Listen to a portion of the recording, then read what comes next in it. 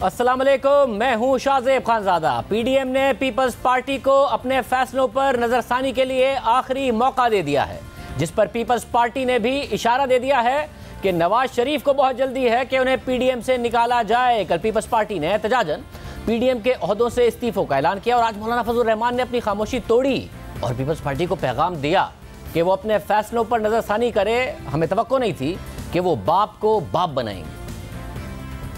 अफसोस इस बात पर कि उन्होंने पीडीएम से अलहदगी का बाकायदा ऐलान कर दिया है। पीपल्स पार्टी और एएनपी के जो ओहदेदारान थे उन्होंने अपने इस्तीफे हमें भेज दिए हैं। फिलहाल पेंडिंग कर रहा हूँ, लेकिन उन्होंने अपने आप को अलहदा कर दिया है, उसमें कोई इबाहम नहीं है। लेकिन हम फिर भी कोशिश कर रहे हैं कि हम उनको कहें कि आप अपने फैसलों पर नजरसानी करें, पीडीएम की तरफ बाकायदा रुजू करें। पीडीएम आपकी बात सुनने को तैयार हो। शिकायत हमारी बजाय वजाहत तलब करना हमारा हक है। जो रवैया इख्तियार किया है वो रवैया नहीं अपनाना चाहिए। हमें तवक्को ही नहीं थी कि वो बाप को बाप बनाएंगे। दोबारा जो रास्ते हैं वो आप खुद करेंगे जरदारी साहब से या अवामी नेशनल पार्टी से? नहीं, हमारी तरफ से तो जवाब आ गया है, बड़ा प्यारा जवाब आ गया है।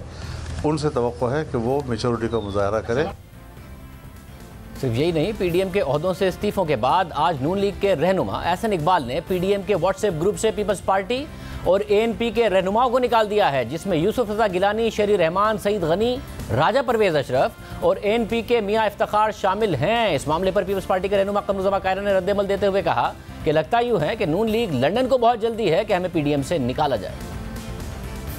जिन साहब ने हमें व्हाट्सएप ग्रुप से निकाला है, मैं यकीन से तो खैर नहीं कह सकता, लेकिन मुझे लगता यूं है कि मुस्लिम लीग लंदन को बहुत जल्दी है हमें पीडीएम से निकालने के लिए, और मुस्लिम लीग पाकिस्तान जो है वो शायद ऐसा नहीं चाहती।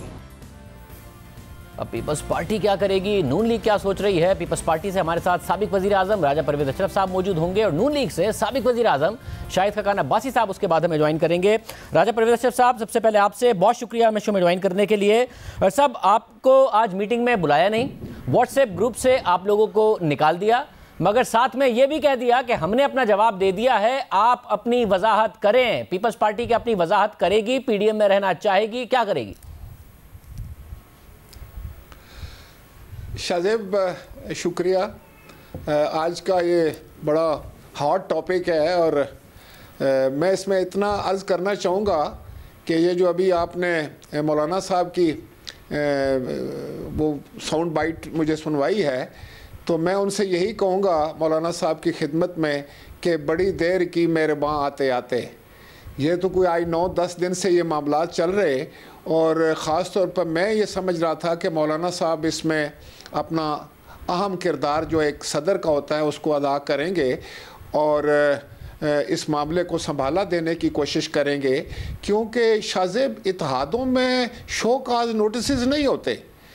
इत्तेहाद में तो आपस में एक बामी इज़्ज़त और वक़ार का रिश्ता होता है, मिल बैठ के मामलात को तय किए जाते हैं। हम सियासतदान लोग हैं, हम तो बिल्कुल एक गंभीर अंधेरे में भी रोशनी तलाश करने वाले लोग हैं, कोई रास्ता निकालने वाले लोग होते हैं। तो चे जाए कि एक दूसरे को शोकाज नोटिस देना, सर्व करना और फिर जाकर मीडिया में। मगर राज साहब, ये मौलाना साहब की उम्मीद थी, मगर मौलाना साहब ने साफ मैसेज दिया है कि जी आप और वजन डाला है उन्होंने नून लीग के मौक़िफ़ के साथ। अब आप करेंगे क्या? क्योंकि मैसेज इनफैक्ट ये है कि हम आपसे रब्ता नहीं करेंगे, आप अपनी वजाहत करेंगे और भरोसा भी आप पर नहीं है, इसलिए आपको व्हाट्सएप ग्रुप की हम अपनी गुफ्तगू भी नहीं देखने देंगे। वो शाहजेब, ये तो खैर इन बातों का तो मेरे पास कोई जवाब नहीं है, लेकिन मैं एक बात ज़रूर अर्ज़ करना चाहूँगा कि देखें, बतौर सदर मौलाना फजल रहमान साहब को तमाम पार्टियों के साथ बराबरी का सलूक करना चाहिए। अपना वज़न जो है वो किसी एक पार्टी के पलड़े में नहीं डालना चाहिए था। और दूसरा, नून के साथ कौन सा हमारा कोई एक बहुत बड़ा कोई जंगो जदल हो गई थी। एक मामलात थे वो सुलझाए जा सकते थे, उस पर बातचीत हो सकती थी।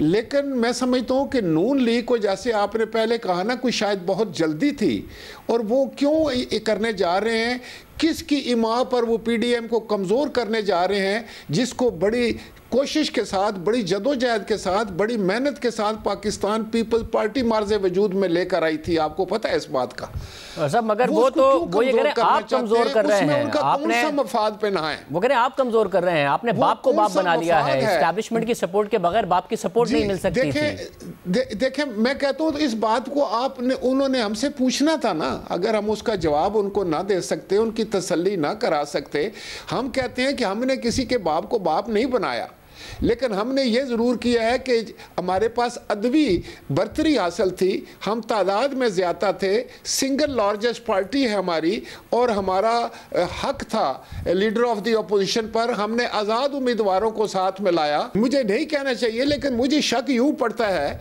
कि शायद ये किसी ख़ास सोचे समझे मंसूबे के तहत पाकिस्तान पीपल्स पार्टी के ख़िलाफ़ एक बयानिया बनाकर तो ये इस इत्तेहाद को कमज़ोर किया जा रहा है। ANP के ख़िलाफ़ एक बयानिया बनाकर इत्तेहाद को कमज़ोर किया जा रहा है। शाहज़ाब एक बात सुने, ये देखें ये क्यों कर मुमकिन हुआ कि ये कहते थे हमें कि आप इस्तीफ़े दे दें, ये हुकूमत गिर जाएगी। हमने इन पर वाज़ह कर दिया कि हम इस्तीफ़े नहीं देंगे, हम पार्लियामान के अंदर और बाहर जदोजहद करेंगे। अब चाहिए तो ये था ना कि इनकी बड़ी तादाद है, ये 100 के करीब है, तो ये इस्तीफ़े आपने पेश कर देते। आज इनके कुछ साहब कह रहे थे कि हम इस्तीफ़े इसलिए नहीं देंगे अभी कि पाकिस्तान पीपल्स पार्टी नहीं दे रही है। मतलब उनका पूरा मौक़िफ़ आपको बता देता हूं। उनका मौक़िफ़ ये है कि अगर हमने इस्तीफ़े दे दिए तो पाकिस्तान पीपल्स पार्टी, काफ लीग और PTI ज़िमनी इंतखाबात लड़ रहे होंगे, हम उनके लिए मैदान खाली नहीं छोड़ सकते। तो उनको मैं वही कह रहा हूँ ना, आप पे भरोसा बिल्कुल नहीं है। तो उनको ये है कि आप इस्तीफे देंगे भी नहीं और बाई इलेक्शन भी लड़ रहे होंगे उनकी छोटी हुई सीटों पर। शाहजेब, यही तो हम इनके सामने यही तो हम बात रखते थे कि भाई जब आप हमसे इस्तीफे दिलवा देंगे, खुद भी दे देंगे, तो गवर्नमेंट जिस वक्त ज़िमनी इंतखाब कराएगी तो क्या उसमें आप हिस्सा लेंगे? उस पर उनका मौक़िफ़ यह है कि अगर आप भी साथ देते, जवाब नहीं था। उस पर उनका मौक़िफ़ यह है कि जवाब नहीं था। इस पर उनका मौक़िफ़ यह है कि अगर आप साथ दे देते इस्तीफे तो बाई इलेक्शन की नौबत ही ना आती, हुकूमत गिर जाती। उस पर उनका मौक़िफ़ यह है, अगर आप नहीं देंगे इस्तीफे, वो देंगे तो फिर बाई इलेक्शन हो जाएगा और आप लड़ लेंगे। नहीं, मेरा ख्याल है कि ये कंफ्यूज थे और इनके पास जो था वो जब हम इनसे सवाल पूछते थे कि इस्तीफ़ों के दूसरे दिन क्या सिनारियो होगा तो कोई जवाब नहीं था। एक तरफ ये इस्तीफ़े देते हैं, फिर ज़िमनी इंतखाब में हिस्सा भी लेते हैं, फिर इलेक्शन भी लड़ते हैं। मैं समझता हूँ कि इनमें क्लैरिटी ऑफ माइंड नहीं है और ये बात जो अब लोगों ने कहनी शुरू कर दी है और ये हर दूसरे बंदे की ज़बान पे है कि किसी ख़ास मकसद, किसी खास मफाद की खातर जो है ये PDM को तोड़ना चाहते हैं, तो ओके ये शौक भी पूरा कर लें। राज साहब क्या मकसद होगा? राज साहब आप तो क्योंकि सियासत जारी रखेंगे। अगर ये इशारा नून लीग की तरफ है या मौलाना की तरफ है, क्या मकसद हासिल कर लेंगे PDM तोड़ के या आपको बाहर करके, आपके ख्याल में? ये तो PMLN से सवाल करना चाहिए कि कौन सा फायदा हुआ है? क्या कोई आपका बैक चैनल खुल गया? कोई बैक चैनल खुल गया? अगर बैक चैनल खुल गया है तो उससे क्या फायदा आप हासिल करेंगे? पाकिस्तान की सियासत को नुकसान देकर और राजा साहब बतौर सीनियर सियासतदान उठाना चाहते हैं। राजा साहब बतौर सीनियर सियासतदान और साबिक वजीर आजम, आपकी नज़र में बैक चैनल खुलने की निशानी इस वक्त क्या है या फिर अभी मुस्तकबिल करीब में क्या होगी जिससे आपको लगेगा हाँ जी इसलिए क्या है इन्होंने ये इनका बैक चैनल खुल गया, क्या निशानी होगी? मैं ये समझता हूँ, मैं शाहजेब आपको बताऊँ कि इस वक्त जिस रवश पर ये चल रहे हैं वो इनके लिए भी नुकसानदेह होगी और वो किसी तौर पर भी वो पाकिस्तान के हक़ में नहीं है। और अगर इन्होंने कोई फ़ायदा उठा लिया उससे तो वो लोगों को साफ नज़र आ जाएगा। लोग अब इतने भोले नहीं हैं कि आप इल्ज़ाम तो पीपल्स पार्टी पर लगाएं और हाथ कोई आप अपना दिखा जाएं, मगर अपनी कोई कार्रवाई डाल दें। मगर साहब कोई एक वाकया है जिसकी वजह से प्रूव हो कि उनका बैक चैनल खुल गया, क्योंकि जब वो आपसे कहते हैं कि आपका खुल गया है बैक चैनल तो वो साथ में एविडेंस ये देते हैं कि जी आपने बाप की सपोर्ट ले ली, साथ में यूसुफ रज़ा गिलानी साहब स्पीकर से मिल रहे हैं, हुकूमत से कह रहे हैं हम लेजिस्लेशन में ताउन करेंगे, ऑपोजिशन कह रही है हमें हुकूमत में भरोसा ही नहीं, हम कुछ नहीं करेंगे, तो वो ये एविडेंस देते हैं। आपके पास क्या एविडेंस है? लेकिन मैं तो इस बात पे नहीं जाता, लेकिन पाकिस्तान की तारीख में ये पहली दफ़ा हुआ है कि एक बंदा जो कन्विक्टेड हो वो बाहर बैठे हुए हैं, वहाँ से वो जो है अगर आसिफ जरदारी साहब ये कह देते हैं कि जनाब आप आकर इधर सियासत करें लीड करें सियासत को, अपनी पार्टी को करें, पीडीएम में आकर करें, जदोजहद करनी है तो आओ जेलों में इकट्ठे जाएं। तो इतना बड़ा जुर्म हो जाता है कि पीपल्स पार्टी के ऊपर हमलावर हो जाते हैं, पीपल्स पार्टी के खिलाफ बयानिया दाग दिया जाता है, पीपल्स पार्टी को जो है वो अंडर प्रेशर करने की कोशिश की जाती है। ये तो बड़ी ज्यादती की बात है, ये कोई इतनी बड़ी बात नहीं। और उन्होंने मगर जब पीडीएम बनी तस्दीक के लिए ये बात नहीं की थी। मगर जब पीडीएम बनी तो मियां नवाज शरीफ तो बाहर ही थे, उनके भाई छोटे भाई जेल में, हमजा शहबाज भी जेल में थे, तो ये जरूरत क्यों महसूस हो गई अचानक जरदारी साहब को? नहीं, उस वक्त देखें, उस वक्त जिस वक्त ये बात हुई थी, ये बाकायदा हमारी मीटिंग में बात हुई, तो उसमें आसिफ अली जरदारी साहब ने अपने तजर्बात के बेसिस पर एक बात की थी जिसका बुरा मनाया गया। उन्होंने ये कहा था कि देखें जी, आए, हम सब तैयार हैं, जेल भरने के लिए तैयार हैं, जदोजहद करने के लिए तैयार हैं, जिस हद तक जाना पड़े हम जाने के लिए तैयार हैं, लेकिन आप भी तो फिर तशरीफ ले आए। मगर साहब ये भी तो कहा था कि मेरा, ये भी तो कहा था मेरा एक ही बेटा है, मैं लड़ नहीं सकता एस्टैब्लिशमेंट से, ये भी कहा था। नहीं, वो किसी और पैराए में उन्होंने बात की थी। वो तो अपने कसर नफसी की बात कर रहे थे कि भाई हम कोई नहीं समझते कि हम कोई बहुत बड़े, आप सारे लोग अच्छे हैं, सारे हमसे बड़े आम हैं, लेकिन आए, आप मैदान में आए and lead from the front, जो तरीकाकार होता है। तो मैं समझता हूँ उस पर पीएमएलएन ने बड़ी खफकी खाई और उन्होंने जवाबन फिर ये सारा कुछ कर दिया। लेकिन कोई बात नहीं, इत्तेहाद बनते भी रहते हैं, टूटते भी रहते हैं, लेकिन मैं ये वाज़िया कर दूं कि पाकिस्तान पीपल्स पार्टी की मंजिल बिल्कुल वाज़िया है और हम अपनी मंजिल की तरफ इंशाअल्लाह ताला रवा दवा रहेंगे। और राजा साहब वो मंजिल अकेले, खुल जाएगी। राजा साहब वो मंजिल अकेले या पीडीएम के साथ, अब वो आपको मीटिंग में बुला नहीं रहे, व्हाट्सएप ग्रुप से उन्होंने आपको निकाल दिया है, वो साफ लग रहा है वो आपसे कह रहे हैं कि भाई निकल जाओ, हम आपको निकाल नहीं रहे मगर निकल जाओ, तो आप क्या करेंगे? नहीं, मैं आपको ये बताना चाह रहा हूँ कि ये पीडीएम से कोई निकाले या ना निकाले, कोई रखे या ना रखे, हमने तो एक पूरी भरपूर कोशिश की है कि इस इत्तेहाद को मजबूत किया जाए। लेकिन अब बदकिस्मती ये है कि नित नए तरीके सोचकर, नित नई चालाकियाँ सोचकर, नित नए बहाने ढूंढकर अगर कोई इसको कमज़ोर करके ज़ाती फ़ायदा उठाना चाहता है तो मैं इस पर सिर्फ अफसोस कर सकता हूँ। बहुत शुक्रिया राजा परवेज़ अशरफ साहब की गुफ्तगू आपने सुनी। साबिक वज़ीर आज़म शाहिद खान अब्बासी साहब हमारे साथ मौजूद हैं। भाई साहब बहुत शुक्रिया। भाई साहब ये साफ नज़र आ रहा है कि आप लोग चाहते हैं कि पीपल्स पार्टी पीडीएम से निकल जाए। आज आप मौलाना ने और आप लोगों ने उनको एक मौका ज़रूर दिया कि जी वजाहत कर दें, मगर पीडीएम के इजलास में उन्हें बुलाया नहीं, व्हाट्सएप ग्रुप से उनको निकाल दिया, जिससे पैगाम दिया कि जी हम आप पे बिल्कुल भरोसा नहीं करते, हम नहीं चाहते आप हमारी गुफ्तगू भी देखें। तो आप यही कह रहे हैं कि हम आपको निकाल नहीं रहे मगर आप निकल जाए? नहीं, बिल्कुल ये राय नहीं है। पीडीएम की राय यही है कि सब ये इत्तेहाद कायम रहे, जो जमातें इसके अंदर 10 शामिल हैं 10 की 10 रहें। इसीलिए आज मौलाना साहब ने मौका दिया है कि आपने एक वजाहत आपसे तलब की थी, उसका जवाब दे दें। जो एतमाद आपने तोड़ा उसको बहाल कर दें। व्हाट्सएप ग्रुप से निकाला है, उनको बड़ी तकलीफ हुई है, लेकिन उन्होंने, मैं उसके लिए माजरत चाहता हूँ, लेकिन जो आदमी इस्तीफ़ा देते उसको निकाल दिया जाता है व्हाट्सएप ग्रुप से। मतलब अगर आप चाह रहे थे कि उनको बुरा ना लगे तो एक और व्हाट्सएप ग्रुप बना लेते, इनको माइनस करके व्हाट्सएप ग्रुप से निकालना, तो फिर सीधा सीधा पैगाम है कि पहले शो कॉज नोटिस दिया, उससे उनको फील हुआ कि आपने इंसल्ट किया, फिर ये काम भी कर दिया। शो कॉज नहीं दिया, वजाहत तलब की थी, व्हाट्सएप ग्रुप से उनके इस्तीफे के बाद निकाल दिया है। अगर वो शामिल होना चाहते हैं तो फिर लिख कर भेज दें कि हम शामिल होना चाहते हैं। इस्तीफ़ा उन्होंने लिख कर भेजा है, ये भी दे दें, व्हाट्सएप ग्रुप में शामिल हो जाएं। उन्होंने तो पीडीएम से लाताल्लुकी का इज़हार कर दिया ना। हम तो उनसे कह रहे हैं कि वापस तशरीफ़ ले आएँ और आकर एक बड़े मकसद के लिए मिलकर सारे काम करें। भाई साहब साथ में ये इशारा भी दे रहे हैं कि शायद नून लीग लंदन चाहती है कि पीपल्स पार्टी निकल जाए, नून लीग पाकिस्तान नहीं। ये क्या वाकई डिवाइड है फिर कि शहबाज शरीफ साहब की ख्वाहिश नहीं है, या फिर जो उनके बयानिए के करीब हैं और मियां नवाज शरीफ की और उनके करीब जो बयानिए के लोग हैं उनकी ख्वाहिश है कि पीपल्स पार्टी निकल जाए? देखिए, मैं आज मौलाना साहब ने एक बड़ी अहम बात कही है। उनके सियासत में जो डिग्निटी होती है, वकार होता है, उसको हाथ से नहीं जाने देना चाहिए। हम इस इत्तेहाद का हिस्सा थे, इत्तेमाद को तोड़ा गया है। पीपल्स पार्टी को अब चाहिए कि वकार से सियासत करे। भाई साहब इस डेडलॉक को ख़त्म करने के लिए अब कोई है? क्योंकि मौलाना फजलुर रहमान और बिलावल भी डायरेक्ट हो गए, जरदारी साहब और मियां नवाज शरीफ साहब के दरमियान डायरेक्ट हो गया पिछली मीटिंग में, जो कुछ जरदारी साहब ने कहा और अभी कुछ देर पहले राजा परवेज़ अशरफ साहब ने दोहराया भी कि कन्विक्टेड हैं, मुल्क से बाहर हैं। तो अब कोई दरमियान में सीनियर लीडर तो नहीं है आपके दरमियान, तो ये इत्तेहाद अब टूट फूट का ही शिकार हुआ ना? नहीं, इत्तेहाद टूट फूट का शिकार नहीं, इत्तेहाद कायम है। जो बात होती है इजलास के दौरान, वो हर शख्स को हक हासिल है बात करने का।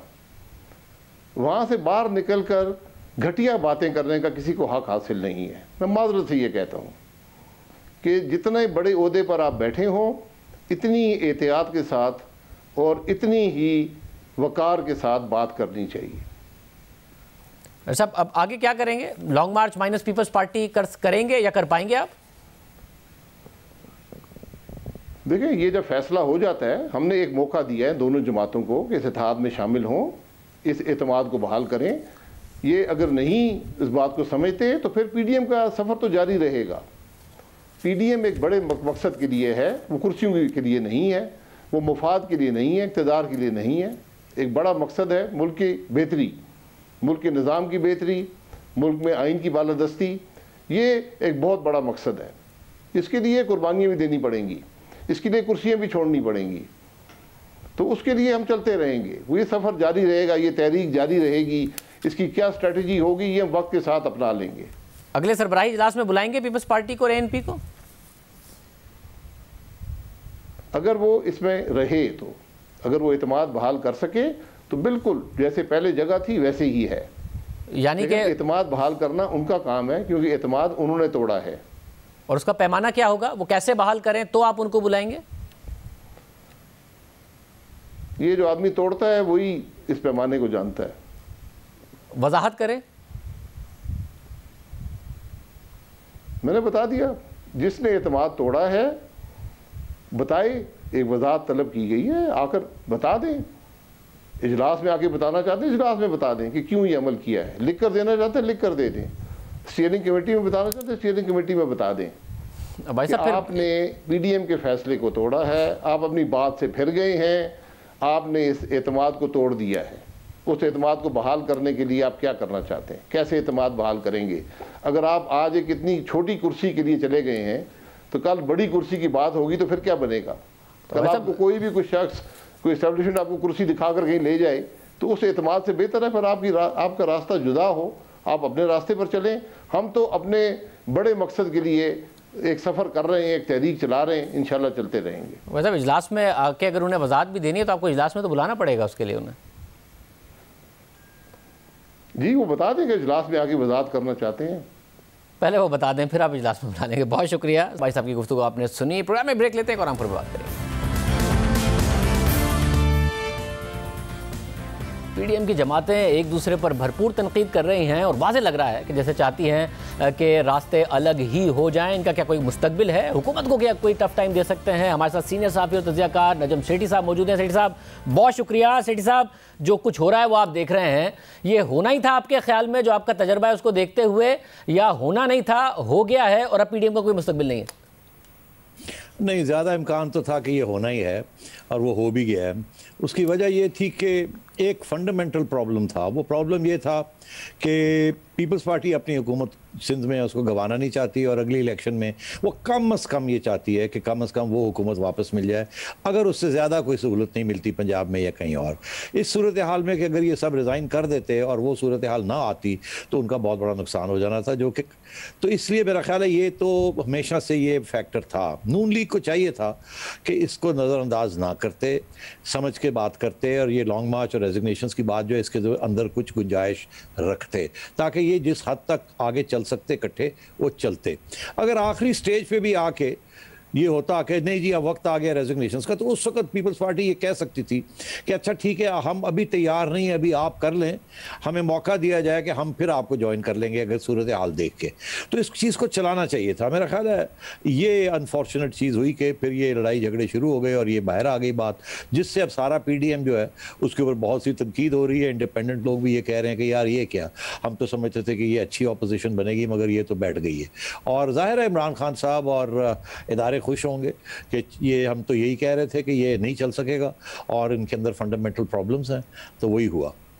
और साहब, तो अब क्या ये वापस कोई हो सकता है आगे बढ़े, या फिर माइनस पीपल्स पार्टी कोई खतरा हो सकते हैं? क्योंकि माइनस पीपल्स पार्टी इस्तीफे भी नहीं होंगे, ये खुद कह रही है नून लीग। तो कोई खतरा अब है इस हुकूमत के लिए, ये पीडीएम का माइनस पीपल्स पार्टी इत्तेहाद या पीपल्स पार्टी की कोई जगह रह गई है? जी, मैं समझता हूँ सियासत के अंदर कोई फाइनल चीज़ नहीं होती, और ये दोनों सियासी जमातें जो हैं ये तो माहिर हैं यू टर्न्स के अंदर। आजकल सिर्फ फोकस इमरान खान साहब के ऊपर है कि वो यू टर्न्स करते हैं, मगर ये दोनों सियासी जमातों ने पहले बहुत से यू टर्न्स भी किए हैं। आज ये अलग हो रहे हैं, कल को ये फिर इकट्ठे हो सकते हैं। अब वो कौन सी सूरत है जिसमें ये फिर इकट्ठे हो सकते हैं? देखिए, एक तो ये है कि कोई ऐसी चीज़ हो जाए जिसका तल्लुक इदारों के साथ ना हो या इन सियासी जमातों के साथ ना हो, कोई स्पॉन्टेनियस डेवलपमेंट हो जाए, कोई चिंगारी लग जाए जिसके साथ आवाम खड़ी हो जाए और एक टाइडल वेव किस्म की कोई चीज़ बन जाए। हमारी तारीख में ऐसी चीज़ें हुई हैं। तो अगर ऐसी कोई चीज़ होती है तो फिर ये इकट्ठे हो जाएंगे, क्योंकि फिर ऐसे लगेगा कि अब इमरान खान साहब का सतून जो है उनको बचा नहीं सकेगा, और ये अब जा ही रहे हैं क्योंकि अब आवाम खड़ी हो गई है। इस वक्त तो उस किस्म की आवाम नहीं खड़ी हुई, पहली बात। दूसरी बात ये है कि अगर कोई इशारा आ जाए, जहाँ से इशारे आते हैं पीपल्स पार्टी को, कि चलिए अब कुछ बात आगे बढ़ाते हैं, तो ज़रा इधर मुकमका कर लें या उधर कुछ बात कर लें, तो फिर ये इकट्ठे हो सकते हैं। यही दो सूरतें हैं, और आप इनको रूल आउट ना कीजिएगा। उसकी वजह यह है कि पाकिस्तान की पॉलिटिकल लाइफ में हमने देखा है कि सोचा भी नहीं जाता और कोई ना कोई चीज़ हो जाती है जिसके पीछे कोई साजिश नहीं होती, मगर फिर साजिश उसके अंदर दाखिल हो जाती है जब वो कोई चीज़ शुरू हो जाए उसको रुख देने के लिए या कुछ करने के लिए। जैसे आपने देखा लॉयर्स मूवमेंट के अंदर, कि लॉयर्स मूवमेंट के अंदर आखिरी वक्त पे इदारे जो हैं उन्होंने शिफ्ट कर लिया अपना फोकस और ग्रीन लाइट दे दी कि चलो आगे चलो। तो मैं समझता हूँ कि उससे पहले नहीं था। तो इसलिए मैं ये समझता हूँ कि ये मुमकिन ऐसे नहीं है कि ये हो ही नहीं सकता, मगर आजकल की जो सूरत हाल है उसमें मुझे मुश्किल लग रहा है। उसकी वजह ये है कि अब 2 महीने रह गए हैं बजट के अंदर, उससे पहले कोई काम करने से फ़ायदा कोई नहीं है। बजट का इंतज़ार करना चाहिए, देखना चाहिए कि उसके साथ आवाम की जो गुस्सा है वो सड़कों पर आता है या नहीं आता, या कोई और सिचुएशन बन जाती है जिसके साथ ये फिर ऐसे माहौल बन जाता है कि ये इकट्ठे हो जाएं। तो मैं नहीं समझता कि ये एंड ऑफ द गेम है। और वो जो ग्रीन लाइट की आप बात कर रहे हैं, वो ग्रीन लाइट नून लीग को कैसे मिलेगी नवाज शरीफ साहब के होते हुए? क्योंकि शहबाज शरीफ साहब भी उस ग्रीन लाइट में कैसे आएंगे, क्योंकि सुनते तो वो नवाज शरीफ साहब की है, तो ये कैसे होगा? नून लीग के लिए ग्रीन लाइट कैसे होगी? नून लीग के लिए ग्रीन लाइट इस तरीके से हो सकती है कि मेरा अपना ये ख्याल है कि कुछ छोटी मोटी एम्बर लाइट मिली थी 2019 में, जिसके बेसिस के ऊपर फिर कुछ लोग बाहर चले गए, कुछ वापस आके फिर जेलें काटनी पड़ गई वगैरह वगैरह। उस वक्त भी कुछ बात तो ज़रूर थी, मगर और वो बात फिर आ सकती है, मगर ये सब डिपेंड करता है कि खान साहब के जो तल्लुकात हैं इदारों के साथ वो कैसे रहते हैं। अगर उनके अंदर शदीद किस्म की टेंशन आ जाती है तो फिर जाहिर है फिर कोई रास्ते ढूंढने पड़ेंगे। तो उस सूरत में सिर्फ पीपल्स पार्टी के साथ मिलकर रास्ते नहीं निकलेंगे, दोनों सियासी जमातों को साथ लेना पड़ेगा, ख़ुसूसन नून लीग को साथ लेना पड़ेगा। अब मैं समझता हूँ कि वो वक्त अगर आया ऐसे और आ सकता है तो उस वक्त नून लीग का तो एक ही मौक़िफ़ होगा कि फौरी तौर पे इलेक्शन कराई जाए। अगर ये आ जाता है तो फौरी तौर के इलेक्शन का ये मतलब है जो अगली हुकूमत आएगी उसको 1.5 साल मिल जाएगा। मतलब है कि वो उसको मिलेंगे तो 5 साल, मगर वो अगर ये अभी फौरी तौर पे ये करते हैं तो फिर 1.5 साल के अंदर अंदर 6 महीने के बाद वो इलेक्शन एक इंटरिम गवर्नमेंट बनेगी, फिर वो आएगी। तो मैं समझता हूँ कि इसका चांसेस बड़े अब कम लग रहे हैं कि कोई ऐसी हुकूमत आए जो कि इंटरिम गवर्नमेंट ना हो। ये हो सकता है कि फैसला ये हो जाए कि चलें जी 5 साल के बाद नहीं 4 साल के बाद इलेक्शन हो जाएंगे, एक इंटरिम गवर्नमेंट आ जाती है, वो संभाल ले सब चीज़ को, कोई नेशनल गवर्नमेंट बन जाए, नून लीग कहे जी हम उसको सपोर्ट करेंगे मगर उसके अंदर नहीं आएंगे आप, हम नहीं आएंगे, हमें लिख के दे दें कि जी ये आप साल के बाद इलेक्शन करा लेंगे, और बाकी इदारे भी इस पर रजामंद हो जाएं, बिहाइंड द सीन्स फैसले हो जाएं कौन पार्टिसिपेट करेगा कौन नहीं करेगा इस राउंड में। ये चीज़ें मुमकिन हैं, मगर उसके लिए जिस किस्म की क्राइसिस की ज़रूरत है वो अभी नज़र नहीं आ रही है, मगर वो किसी वक्त आ भी सकती है। बहुत शुक्रिया नदीम शेठी साहब की गुफ्तगू आपने सुनी। इस हवाले इसके अलावा एक और अहम पॉलिटिकल डेवलपमेंट हो रही है जहांगीर तरीन साहब के हवाले से। आज के मामला हुए उसमें आपके सामने रखेंगे फिर के बाद।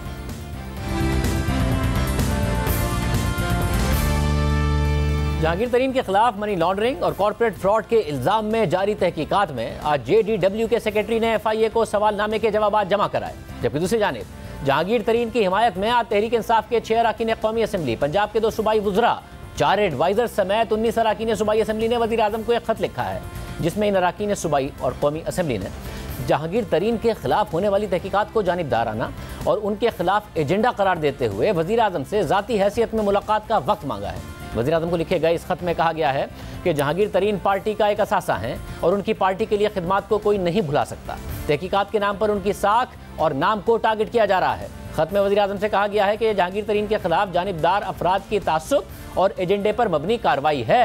ये लोग आपको गुमराह कर रहे हैं और जहांगीर तरीन के खिलाफ जहर घोल रहे हैं। खत में इन अराकीन का मजीद कहना था कि हम किसी भी तहकीकात के खिलाफ नहीं हैं, हम सिर्फ ये चाहते हैं कि तहकीकात मुनसिफाना हो। हम चाहते हैं कि नई तहकीकाती टीम तश्कील दी जाए जो गैर मुतासिब और गैर जानिबदार हो। इस सिलसिले में वज़ीर-ए-आज़म से ज़ाती हैसियत में मुलाकात करने और अपने जज्बात से आगाह करने के लिए वक्त दिया जाए। आज काबीना इजलास के बाद मीडिया ब्रीफिंग के दौरान जब फवाद चौधरी से जहांगीर तरीन के बारे में सवाल पूछा गया तो उनका कहना था कि जहांगीर तरीन तहरीक इंसाफ के अहम रहनुमा हैं और उनके लोगों के साथ ताल्लुकात हैं। जब वो बुलाएंगे तो लोग जाएंगे, इसमें कोई मसला नहीं है। जहांगीर तरीन साहब जो हैं वो पीटीआई के बहुत अहम रहनुमा हैं। जाहिर है कि उनके लोगों से ताल्लुकात हैं, तो जो भी जब वो बुलाएंगे या वो कोई अपना खाना करेंगे तो वहाँ पे लोग जाएंगे, इसमें कोई ऐसा प्रॉब्लम नहीं है। जहांगीर तरीन साहब के साथ मौजूद लोग वज़ीर-ए-आज़म को खत लिख रहे हैं, मगर हमारे प्रोग्राम में गुज़िश्ता रोज़ वज़ीर-ए-आज़म के मुशीर बराए एहतसाब शहजाद अकबर ने वाज़ेह तौर पर कहा था कि जहांगीर तरीन के खिलाफ होने वाली कार्रवाई काबीना की हिदायत पर हो रही है और वज़ीर-ए-आज़म को तमाम चीज़ों पर ब्रीफ किया जाता है, तमाम चीज़ों पर, केस के तमाम हक़ाइक़ पर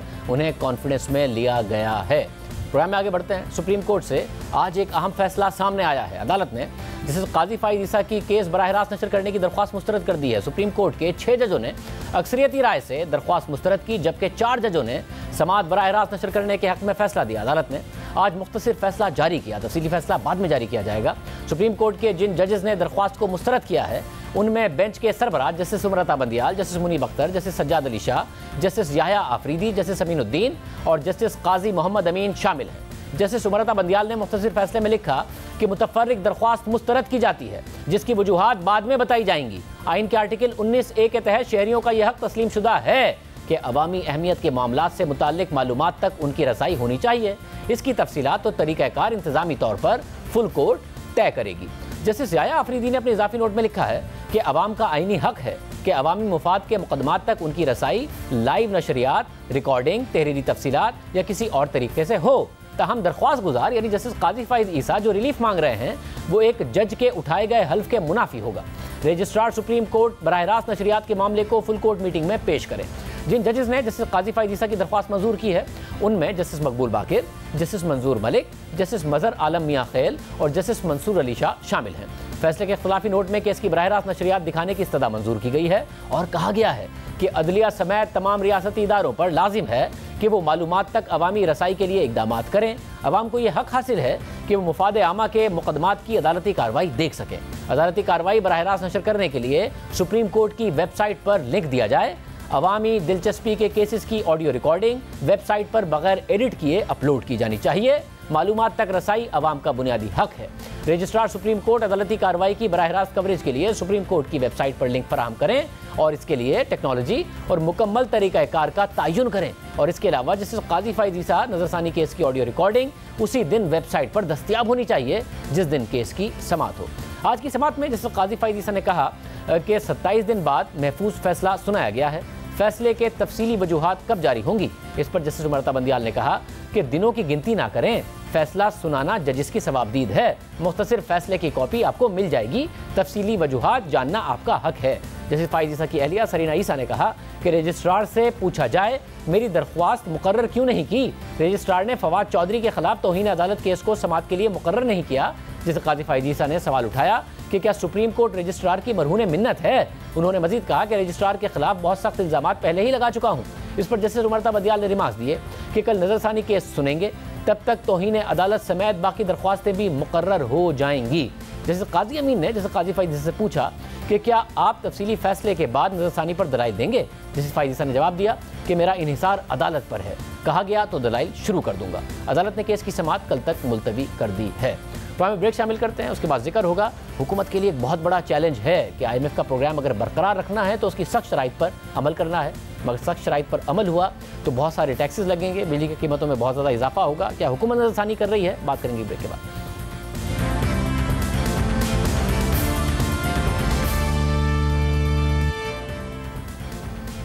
हुकूमत IMF की मुश्किल शराइत मानकर प्रोग्राम बहाल करा चुकी है, मगर अब सवाल उठ रहा है कि ये प्रोग्राम अगर बहाल हो गया और इस पर अमल हो गया, बहाल तो हो गया है, तो फिर और ज़्यादा मुआशी मसाइल आएंगे। जो टैक्स का टारगेट 6,000 अरब रुपए तक का दिया गया है, जो बिजली की कीमतों में 5 रुपए तक के इजाफे की बात की गई है, ये सब मईशत को बहुत नुकसान पहुंचा सकते हैं, महंगाई का तूफान ला सकते हैं।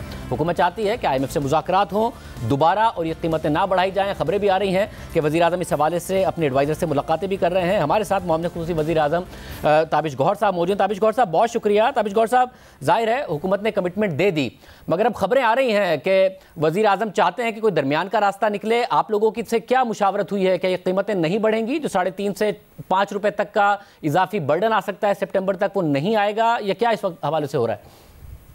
शाहजेब, ये इब्तिदाई और गैर रस्मी बात हुई है वर्ल्ड बैंक से भी और IMF से भी कि जो मईशत की रफ्तार जो तेज़ हो रही है, लेकिन अभी गैर मुस्तहकम है। कोविड की तीसरी लहर मुल्क में और पूरी दुनिया में आ चुकी है, तो हम उसको ठेस नहीं पहुंचाना चाहते और मईशत मुतहम्मिल नहीं हो सकती कि मज़ीद बिजली के नरखों में इजाफा किया जाए। यकीनन जो गरीब तबका है, जो कि मुस्तहकीन है, उसको तो सब्सिडी देना हम पे फ़र्ज़ है, लाजमन है। लेकिन जो मुतवसत तबका है, जो साहिब हैसियत अफराद हैं, जो तिजारती और सनती सारिफीन हैं, उन पे अगर हमने इजाफी बोझ डाल दिया तो मईशत पे बड़ा मनफी असर पड़ेगा और हम नहीं चाहते कि ये हो। और हमने IMF को भी अमर से आगाह किया है कि अभी वक्त नहीं है कि बिजली के नरखों में मज़ीद इजाफा किया जाए। वहाँ से रिस्पांस क्या है? क्योंकि जो IMF के जो कंट्री हेड हैं, उनका जो इंटरव्यू था उसमें तो उन्होंने यही बात की कि जी हमें पता है कि इसके क्या असरात होंगे, मगर ये नागुज़ीर है अगर हमने मईशत को बेहतर करना है। तो अब क्या कोई पॉजिटिव रिस्पांस वहाँ से आ रहा है कि इन हालात को देखते हुए, थर्ड वेव को देखते हुए ये ना किया जाए? देखिए, अगर हमने गर्दिशी कर्जे के जो बहाव है उसको कम से कम करना है, सिफर लाना है अगले 2 से 3 साल में, तो यकीनन हमने अपनी कारकर्दगी को भी बेहतर करना है। बिजली की तरसील और तकसीमदार कंपनियां हैं, उनके खसारे को तकरीबन 7% कम करना है। जो बिजली के मुआहदे हुए हैं IPPs के साथ, जो कि ज़रूरत से ज़्यादा थे और हमारी जो कीमत थी 25 से 30% ज़्यादा थी, उसमें नज़रसानी भी यकीनन हमें करनी पड़ेगी। सब्सिडी की मद में जो रकम वजारत ख़जाना देती है उसमें 2 से 2.5 गुना इजाफा करना है। उसके बावजूद तकरीबन 600 अरब रुपए की इजाफी लाजमन अदायगी हमने इन 85 IPPs को करनी है अगले 2 से 3 सालों में। तो अगर हम ना करें तो गर्दिशी कर्जा इस हिसाब से बढ़ जाएगा और अगर इसको हमने बिजली की कीमतों में डाला तो 4 से 5 रुपया फी यूनिट इजाफा हो जाएगा। लेकिन वज़ीर आज़म साहब की हमें ताकीद है कि इस इजाफे को नागुज़ीर ना समझा जाए। जो बिजली के बिलों में महसूलात की शरह फ़ीसद है उसमें कमी की बातचीत हो रही है। जो पुराने हमारे बिजली घर हैं जो कि तेल पे चलते हैं, उनको बिजली के नरखों से निकाला जाना चाहिए, उस पर भी काम हो रहा है। और जो कर्जे हैं जो IPPs ने लिए हुए हैं, उस पर भी नज़रसानी की कई तजावीज़ पे हम अमल पैरा होने की कोशिश कर रहे हैं आज से लेके अगले चंद माह तक, ताकि बिजली के नरखों में जो इजाफा किताब में दिखाई दे रहा है वो कम से कम हो। और फिस्कल स्पेस है नहीं हुकूमत के पास ज़्यादा, शायद सब्सिडी के लिए भी अमाउंट ना निकाल पाएँ। तो इन जो आप मुख्तलिफ हेड्स बता रहे हैं, इससे शायद आप इतनी बचत कर नहीं पाएंगे, उसके बावजूद इजाफा आपको करना पड़ जाएगा। तो क्या कोई सब्सिडी भी बढ़ाने की बात हो रही है कि सब्सिडी बढ़ा दे हुकूमत? जी, यकीनन जो हमारा गर्दिशी कर्जे का मंसूबा जो कि IMF की रजामंदी के साथ ही वफाकी काबीना ने मंजूर किया था, उसमें सब्सिडी की मद में रकम 2 से 2.5 गुना बढ़ाने की बात की गई है अगले 2 से 3 सालों में। अगर बिजली की कीमतों में इजाफा ना किया जाए तो यकीनन सब्सिडी भी बढ़ानी पड़ेगी या गर्दिशी कर्जे में इजाफे को बर्दाश्त करना पड़ेगा, जो कि यकीनन एक कौमी बोझ है, जो कर्जा है जो आज नहीं तो कल हमने अदा करना है। तो यकीनन महसूलात की जो हदफ है अगले साल का और अगले 2 सालों में, उसको पूरा करना बहुत ज़रूरी है ताकि सब्सिडी की मद में अगर इजाफा करना नागुज़ीर हो तो वहाँ से फिर हम इस रकम को वसूल कर सकें। जैसे यानी कि पूरा नहीं तो आधा इजाफा होगा या कुछ ना कुछ इजाफा होगा, ये बहरहाल नागुज़ीर है कि सितंबर तक बिजली की कीमतों में इजाफा मज़ीद होगा। जी, कुछ ना कुछ इजाफा तो नागुज़ीर है मेरे ज़ाती राय में, लेकिन पूरी हमारी कोशिश है कि 0 से 300 यूनिट माहाना इस्तेमाल करने वाले सारिफीन जो कि तकरीबन आबादी के 85% हैं, उनको इजाफा ना किया जाए, उनकी कीमत में इजाफा ना किया जाए। और जो दूसरे सारिफीन हैं उनको थोड़ा बहुत बोझ डाल दिया जाए, लेकिन उसके साथ साथ जो मुख्तलिफ तजावीज़ जिसका मैंने मुख्तसरन आपको अर्ज़ किया, उस पर भी काम हो रहा है और हमारी कोशिश है कि जो इजाफा है वो कम से कम हो अगले चंद माह और सालों में। मगर अगर आप ये बोझ 300 से ऊपर भी बढ़ा देते हैं तो क्योंकि कैपेसिटी पेमेंट का जो आप लफ्ज़ इस्तेमाल करते हैं कि जिन है उससे जान छुड़ानी है ताकि सेक्युलर डेट कम हो और IMF का टारगेट पूरा करना है, तो IMF को ये बात समझाइए या आपकी अपनी नज़र में कि जब बिजली बहुत ज़्यादा महंगी हो जाएगी तो इंडस्ट्री वापस कैप्टिव पे ना चली जाए, जो ऊपर के यूनिट इस्तेमाल करने वाले हैं वो सोलर पर ना चले जाएं, तो बिजली और ज़्यादा कम बिक रही हो, चोरी और ना बढ़ जाए जिसकी वजह से रिकवरी और ना कम हो जाए और कैपेसिटी पेमेंट वहीं रहे, लॉसेज वहीं पर खड़े रहें। यही बात हमने वर्ल्ड बैंक और IMF को कही है कि बिजली के नरखों में जब इजाफा होता है तो तलब गिर जाती है, जो कि बहुत बड़ा अंसर है गर्दिशी कर्जे में इजाफे का। इसके साथ साथ जो साहिब हैसियत अफराद हैं वो सोलर की तरफ चले जाते हैं, हमारे निज़ाम से निकल जाते हैं और उनकी जो क़ुव्वत ख़रीद है उसको भी धचका पहुँचता है।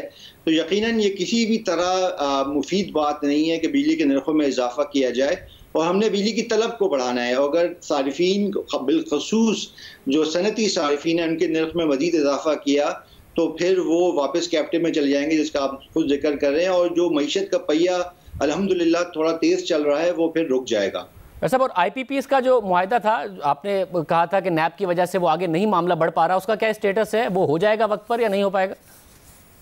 कि नैब ने दस्तावेज तलब किए थे, उन्होंने खुद नोटिस लिया था, वो हमने उनको मुहैया कर दिए हैं और इब्तदाई उन्होंने तफ्तीश जो की है उसमें उन्होंने कहा है कि कोई गलत बात सामने नहीं आई। यकीनन वो अपने हक से दस्तबरदार तो नहीं होंगे कि अगले चंद सालों में या आने वाले दिनों में वो उसका मज़ीद मुताला करें, लेकिन बात काबीना पे आ चुकी है कि उन्होंने फैसला करना है कि किसको कितनी अदायगी करनी है और किस वक्त करनी है। यकीनन हम चाहते हैं कि अदायगियाँ हो जाएं, क्योंकि जो नज़रसानी हुई थी माहिलों में उसके ज़रिए बिजली के नरखों में कमी लाना भी एक बहुत ज़रूरी अमर है और हमारे गर्दिशी कर्जे के जो मंसूबा है उसका एक अहम जुज़्व है।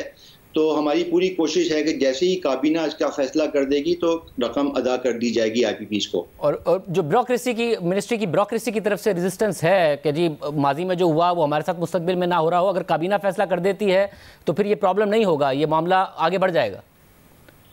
देखिए शाहजेब, यही अलमिया है कि मुस्तकबिल में क्या होता है इसकी पेशनगोई करना तो बहुत मुश्किल है, लेकिन जैसे नैब ऑर्डिनेंस आया था जिसके तहत अगर आप नेक नियति से फैसला कर रहे हैं और मुस्तकबिल में जाके ये साबित होता है कि आपके जो तसव्वुरात थे उन फैसलों के पीछे अगर वो गलत साबित होते हैं तो उसकी सज़ा 90 दिन बग़ैर बेल के ज़ेर हिरासत नहीं होना चाहिए।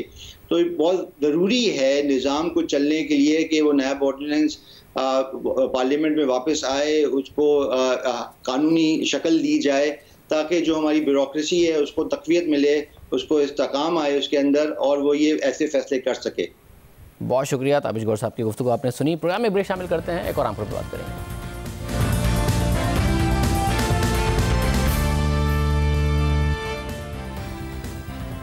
मुल्क भर में पुरतशद्दुद एहतजाज का सिलसिला जारी है। इस्लामाबाद, रावलपिंडी, लाहौर और कराची समेत कई शहरों में मुख्तलिफ मकामात पर मुश्तइल अफराद ने धरना दिया हुआ है। बाज़ शहरों में इमलाक को नुकसान पहुँचाया गया है, गाड़ियों और मोटरसाइकिलों को भी नुकसान पहुँचाया गया है। पुलिस एहलकारों को तशद्दुद का निशाना बनाया गया। लाहौर में तशद्दुद के बाइस 2 पुलिस एहलकार शहीद हो चुके हैं, जबकि 97 पुलिस एहलकार ज़ख्मी हो चुके हैं। और इसके अलावा पंजाब के दीगर इलाकों में पुलिस एहलकारों पर तशद्दुद और उन्हें यरगमाल बनाए जाने की रिपोर्ट सामने आ रही हैं। मुख्तलिफ शहरों में सड़कें ब्लॉक हैं, ट्रैफिक की रवानी बुरी तरह मुतासिर हुई है और शहरियों को सख्त मुश्किलात का सामना है। गुज़िश्ता रोज़ एहतजाज के दौरान एम्बुलेंसेस ट्रैफिक जाम में फंसी रहीं। लाहौर के मुख्तलिफ अस्पतालों में ऑक्सीजन की किल्लत पैदा हो गई और मरीजों को मुश्किलात का सामना करना पड़ा। कोरोना है, उसके बावजूद ये सब होता रहा और हुकूमत कुछ नहीं कर सकी। पुरतशद्दुद एहतजाज का सिलसिला गुज़िश्ता रोज़ शुरू हुआ था जब तहरीक लब्बैक के अमीर साद रिजवी को पुलिस ने लाहौर से गिरफ्तार कर लिया था और आज पुलिस ने उनके खिलाफ इंसदाद दहशतगर्दी की दफ़ात के तहत मुकदमा भी दर्ज कर लिया है। दूसरी जानिब आज वज़ीर दाखिला शेख रशीद की सरबराही में इजलास हुआ जिसमें एहतजाज से पैदा होने वाली सूरत हाल का जायज़ा लिया गया और यह फैसला किया गया कि कानून तोड़ने वालों से सख्ती से निपटा जाएगा। रास्ते खुलवाने के लिए तमाम इकदाम किए जाएंगे और जहाँ हालात ख़राब होंगे वहाँ 24 घंटे के लिए मोबाइल और इंटरनेट सर्विस बंद होगी। हुकूमत और तहरीक लब्बैक के दरमियान 16 नवंबर 2020 को एक मुआहदा हुआ था, जिसमें तय पाया था कि हुकूमत पार्लियामेंट के जरिए 2 से 3 माह के अंदर फ्रांस के सफ़ीर को मुल्क बदर करेगी और फ्रांसीसी मसनूआत का मुकम्मल बायकॉट किया जाएगा।